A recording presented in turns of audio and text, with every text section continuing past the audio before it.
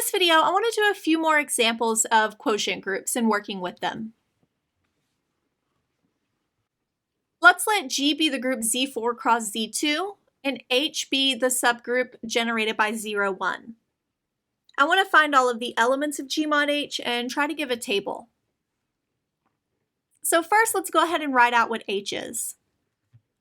Well, it consists of the element 0, 1. If I add that to itself, I get 0, 0, which is back to the identity. So that's all of H. Let's look at our cosets. Let's start with H plus 0, 0. 0, 1 plus 0, 0 is 0, 1. 0, 0 plus 0, 0 is 0, 0.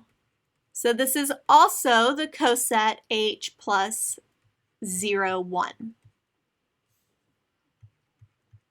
If we do H plus 1, 0, 0, 1 plus 1, 0 is 1, 1.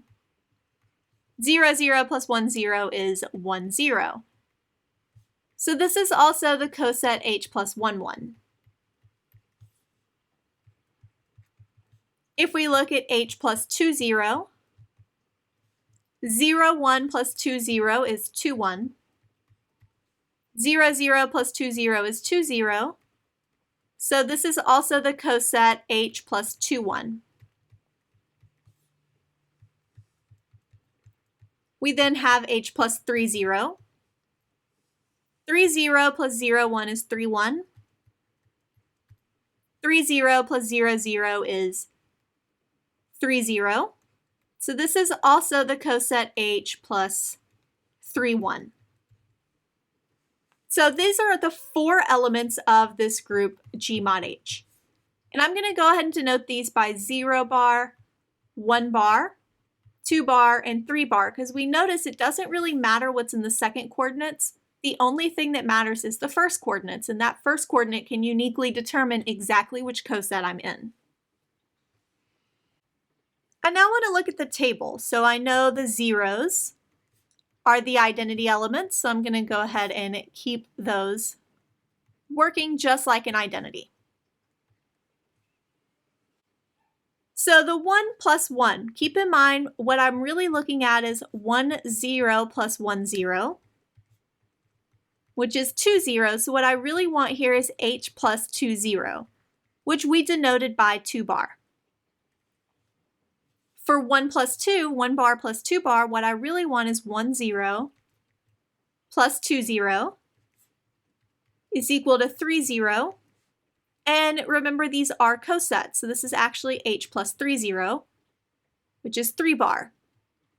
You can continue this process. I would get a 0 bar. 2 plus 1 would be 3 bar. 2 plus 2 turns out to be 0. This is 1. And then this is 0, 1, and 2. So you can go ahead and check the rest of these, but this is the idea right here. If I want to do, for instance, 3 bar plus 2 bar, I start by adding 3, 0 plus 2, 0. Keep in mind this is Z4 cross Z2, so 3 plus 2 is 5. In Z4, that's 1, so that would be 1 bar, which is exactly what I claimed it was. Because it's not really just 1 plus 0, it's really H plus 1, 0. Let's do one that's a little more conceptual.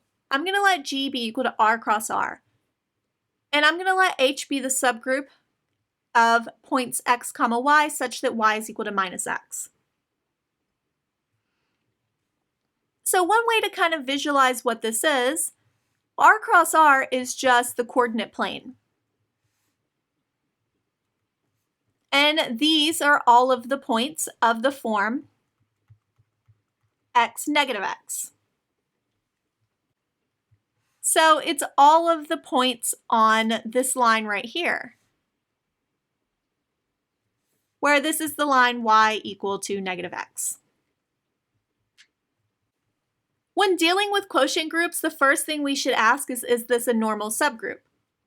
Well, yes, R cross R is abelian, and all subgroups of abelian groups are normal. So this is a normal subgroup.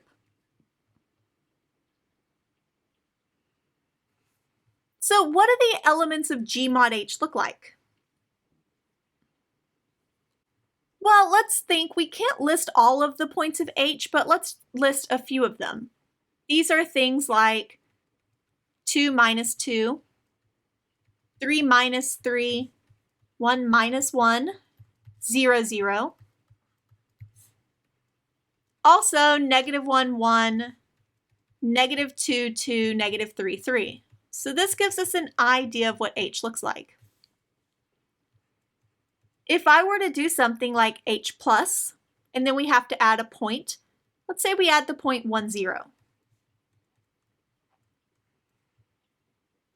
Well, this would be 3 comma minus 2, 4 comma minus 3, 2 comma minus 1, 1 comma 0,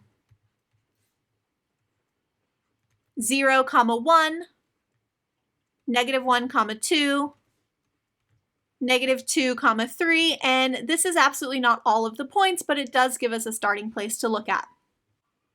So if I were to try to plot all of these points, I would actually just get this line here, where these points right here, this is 0, 1, this is 1, 0. So if I want to think about what this group is geometrically, it's essentially all the lines parallel to this line y equal to x. Depending on what I'm adding for this coset, tells me how much I'm shifting this line, either to the right or to the left. So this quotient group is essentially consists of all of these parallel lines. And the operation would be a combination of shifts. So for instance, my red line is my initial line, the line I started with. That would be my identity element. If I call the blue line A, so let's say this blue line is H plus A, the green line is H plus B, then I would take this shift